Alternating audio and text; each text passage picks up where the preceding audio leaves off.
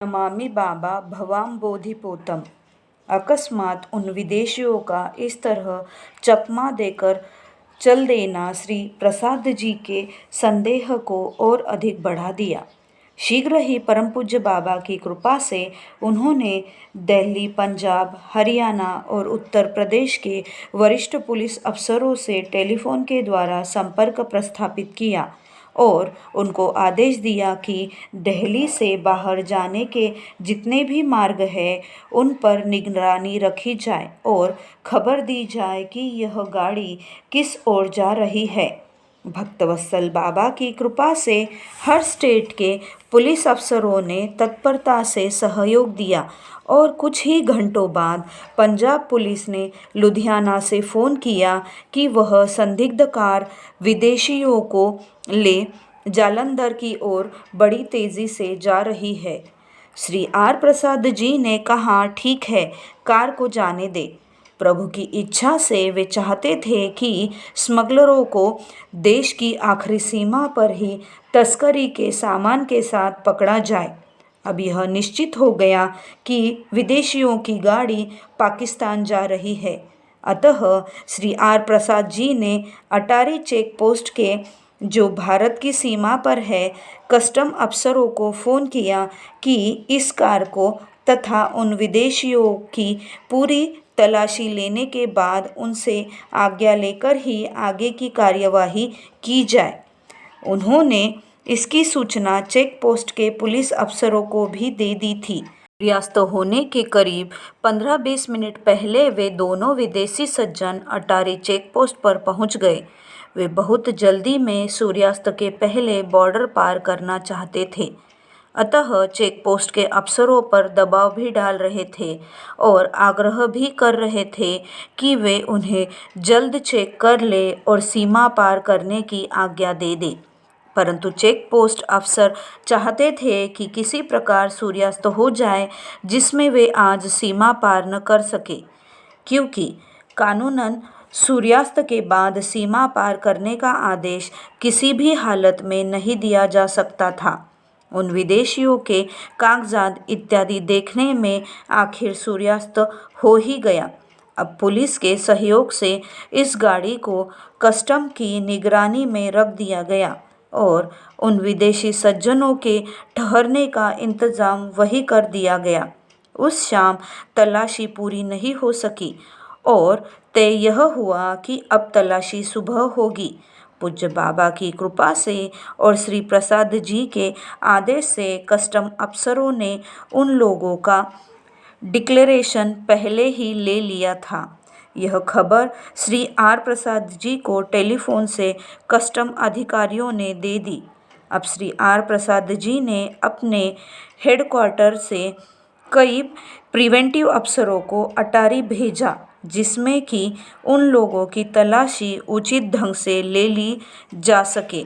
आज भी श्री आर प्रसाद जी अपने दफ्तर में ही रुक गए। अब तक परम पूज्य बाबा ने श्री प्रसाद जी को कदम कदम पर सहायता दी, परंतु पूरी सफलता मिलने से पहले पूज्य बाबा ने इनकी बड़ी कठिन परीक्षा ली तथा अब तक के सभी सुगम रास्तों को आगे अत्यंत ही दुर्गम बना दिया। श्री प्रसाद जी भी पूज्य बाबा की शिक्षा के अनुसार बगैर विचलित हुए बड़ी बहादुरी के साथ अडिग रूप से परम पूज्य बाबा की परीक्षा में उनका ही सहारा ले डटे रहे। धन्य है श्री प्रसाद जी कि परम पूज्य बाबा की इतनी कड़ी परीक्षा में वे एक पल के लिए भी परम पूज्य बाबा को नहीं भूले। फिर सफलता क्यों नहीं इनके चरणों को चूमती। उन विदेशी सज्जनों ने मिनिस्ट्री से शिकायत करने की धमकी दी, परंतु कस्टम्स ऑफिसर अपनी बात पर अटल रहे।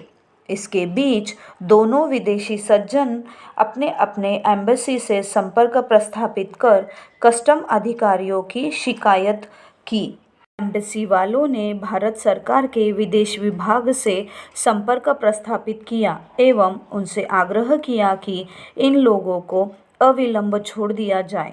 भारत सरकार के विदेश विभाग ने वित्त विभाग को आवश्यक कार्यवाही के लिए सूचना दे दी। वित्त विभाग ने उस आदेश को श्री आर प्रसाद जी को पालन हेतु भेज दिया। सुबह में उन दोनों विदेशी सज्जनों की व्यक्तिगत तलाशी ली गई और उसमें कुछ नहीं मिला। फिर उनके सामान एवं कार की तलाशी ली गई, तब भी कुछ नहीं मिला। इसकी सूचना श्री प्रसाद जी को दे दी गई। यही से संकटमय एवं नाजुक परिस्थिति की शुरुआत होती है और यही से परम पूज्य बाबा भी श्री प्रसाद जी की अनभिज्ञता में उनकी परीक्षा लेना शुरू करते हैं।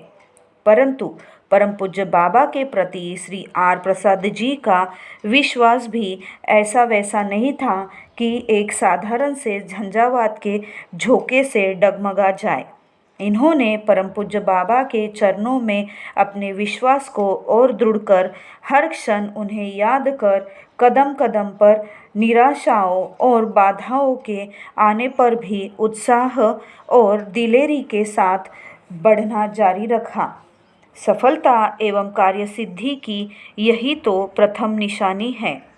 श्री आर प्रसाद जी ने कहा कि हो नहीं सकता कि उनके पास कोई ट्रेजर न हो। इसीलिए उन्होंने आदेश दिया कि पंजाब सरकार के रोडवेज इंजीनियर से गाड़ी की जांच करवाई जाए और पता करे कि इसमें कोई गुप्त कक्ष तो नहीं है जिसमें कुछ छिपा कर ले जाया जाता हो। रोडवेज के इंजीनियर ने गाड़ी की जांच की और उन्होंने लिखित प्रमाण पत्र दे दिया कि इस गाड़ी में कोई गुप्त कक्ष नहीं है।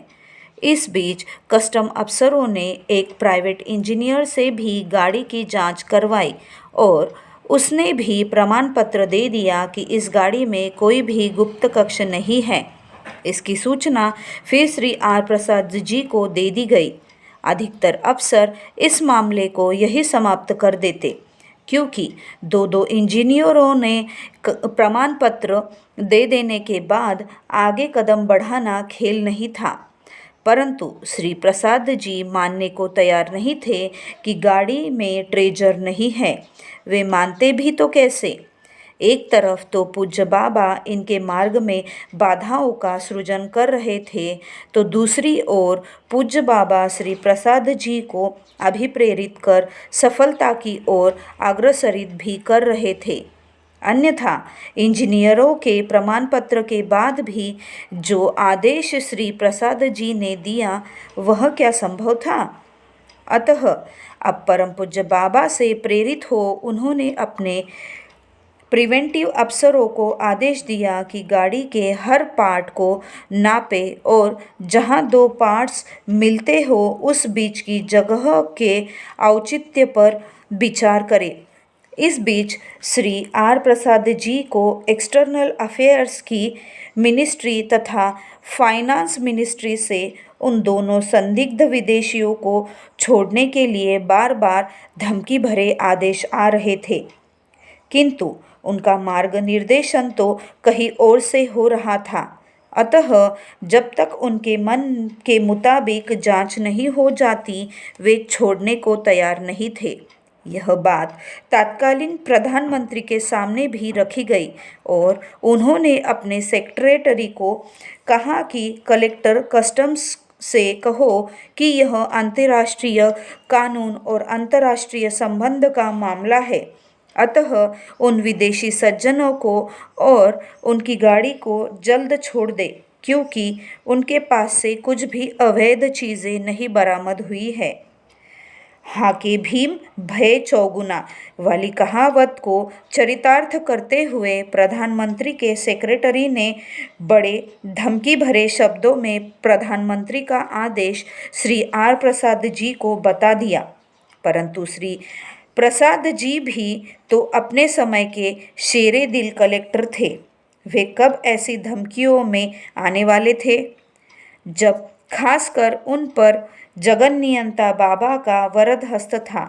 उन्होंने सेक्रेटरी को जवाब दिया कि I know if I failed to detect and establish any case against them I shall be smashed into bits, but it does not mean that they are not smugglers.